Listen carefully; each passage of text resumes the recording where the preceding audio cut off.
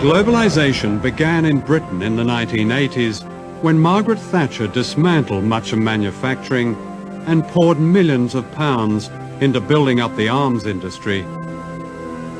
Indonesia became an important British arms market, and General Soeharto was sold everything lethal, from fighter aircraft and missiles to warships and machine guns. Unknown to the British public, millions of pounds went to the dictator in export credits. In other words, a large part of his arms bill was paid by the British taxpayer. So important was Soeharto as a business partner that the mass murderer was welcomed to London by the Queen.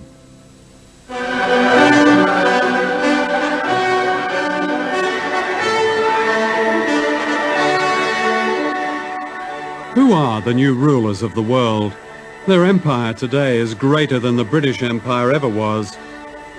This is the center of this new empire, all within a square mile in Washington.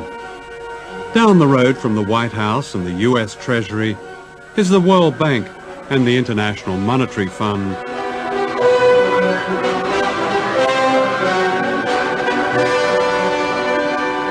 These two bodies are the agents of the richest countries on earth, especially the United States.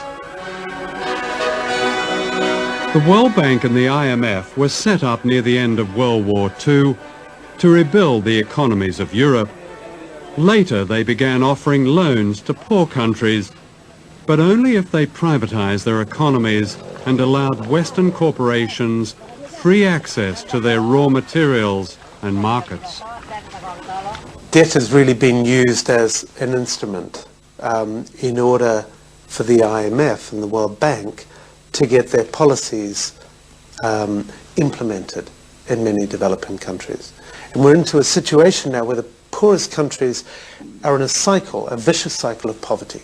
They can't get out. And the kind of debt cancellation that's been given still will not allow them to get out of this poverty trap. It's not a question of debt forgiveness, because actually many of the debts were incurred under pressure from the international institutions or were given in collusion with governments which weren't acting in the interests of their people. Let me ask you, do you know the difference between Tanzania and Goldman Sachs? Tanzania is a country that has a gross national product of $2.2 billion and shares it between 25 million people. Goldman Sachs is an investment firm which has annual profits of $2.2 billion and shares them among 161 partners. That's the world we're living in now.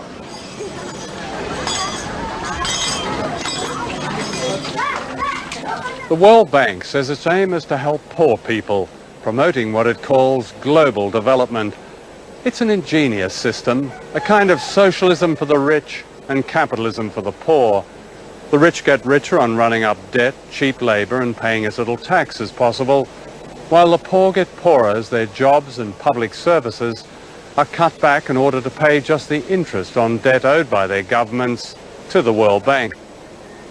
Here in Indonesia, where most people are poor, the handouts to the rich have been extraordinary, to say the least. Internal documents of the World Bank confirm that up to a third of the bank's loans to the dictatorship of General Soeharto went into the pockets of his cronies and corrupt officials. That's around $8 billion.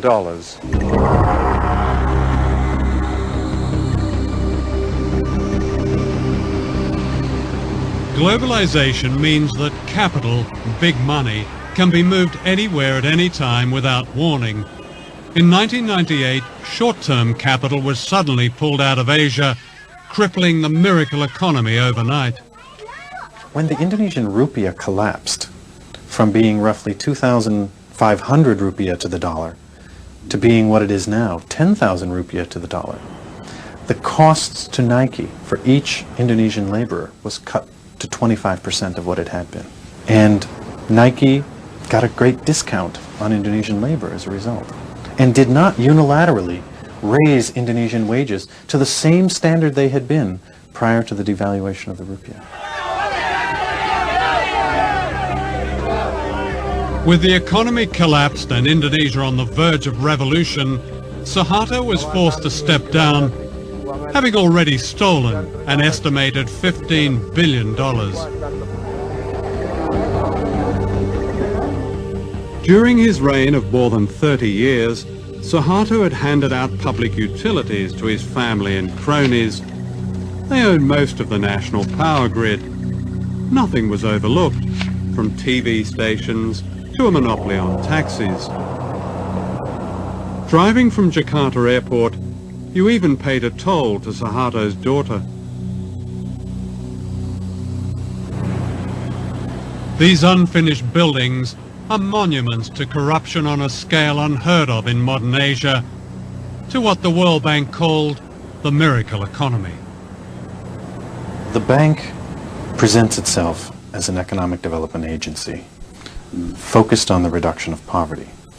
But in fact, the bank operated during the entire Cold War as an institution that distributed resources to mostly authoritarian regimes in the Third World that supported the West in the Cold War. So you had the irony of the West claiming that what they were defending in the Cold War was democracy and a certain vision of freedom, but doing so by upholding dictatorships like Indonesia around the world. What they did was they had plenty of projects, some of which surely were valuable, many of which were not.